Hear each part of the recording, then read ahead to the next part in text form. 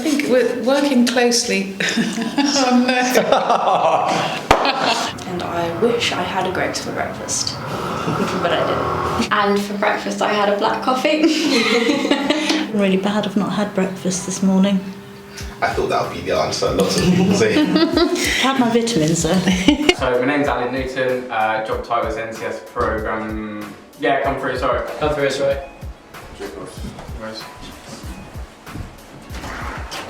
Retake. And I had a chicken Caesar wrap with some Thai sweet chilli crisps and a Luke steak for lunch. My name is Robert Huff, I work for Oxford United in the community. My job title is Premier League Primary Stars Manager, and I haven't had lunch yet, which is not setting the best precedent, is it?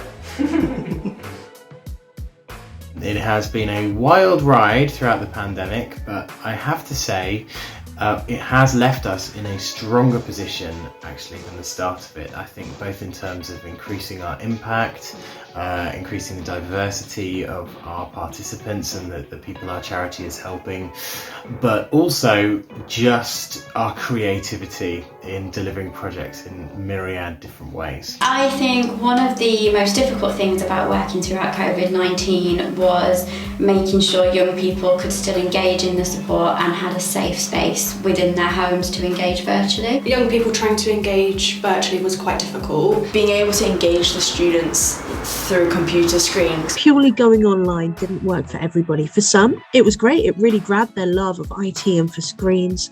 But for some, this simply wasn't feasible. And for some, it was actually quite dangerous. From a managerial programme point of view, there were many challenges with the adaptations of our programmes and the cancellation of residentials, which means we had to sort of adapt the programme to make sure we were compliant with COVID-19 guidelines. The challenging part of working through COVID-19, I think, was the reinventing of the wheel and the changing of what we had to do each month, each few different times. The rules changed or the guidelines changed, the sort of the hoops we had to jump through. For me, the most challenging part of working throughout COVID-19 was the speed at which we needed to change our delivery of our projects, speaking to obviously members of the team and then speaking to the young people that we support to establish very quickly what would be the quickest and easiest way to change our delivery to make it still accessible for them. So we did a community touring play called Pete Stays Home, based on a picture book written by a local author, which was all about getting very small children, reception and year ones, to think about and express their feelings about their lockdown experience at such a young, formative age. We also made a play, Myth 2, a sequel to Myth, our 2019 production, which toured to marketplaces and housing estates and parks and even just on the street in Bicester. And that felt like such a coming together of people outdoors in a way that felt safe and inclusive. And accessible, I suppose, and it was a real triumph in the summer. Getting two young people, both with ASD diagnosis, into college and to do their English and Maths GCSEs, and both passed. And when they won their first game, they came back into the college, they were chanting, they were singing. And what we saw was students who come from completely different walks of life. So we have some students who are asylum seekers, so they struggle generally to communicate. And then you've got British-born students who, you know, again, like their personality is entirely different, but they come together for this team. And you could see around the common room how, before I come here, commonly it was known that these two sets of students never really interacted or engaged with each other.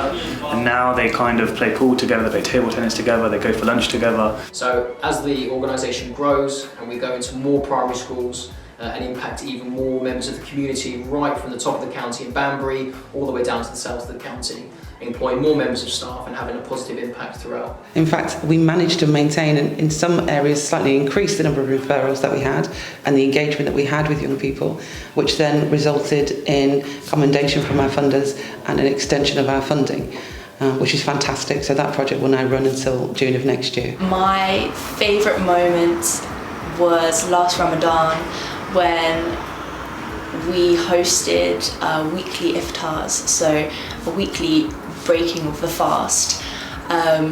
And the students we work with here are often unaccompanied minors, like asylum seekers. And we have a large Muslim community here. So we would all get together at about, I think it was about 9 o'clock, everyone would stay, all the staff would stay, and it actually ended up being about 70 of us would sit downstairs on the floor sharing food, like sharing stories, eating.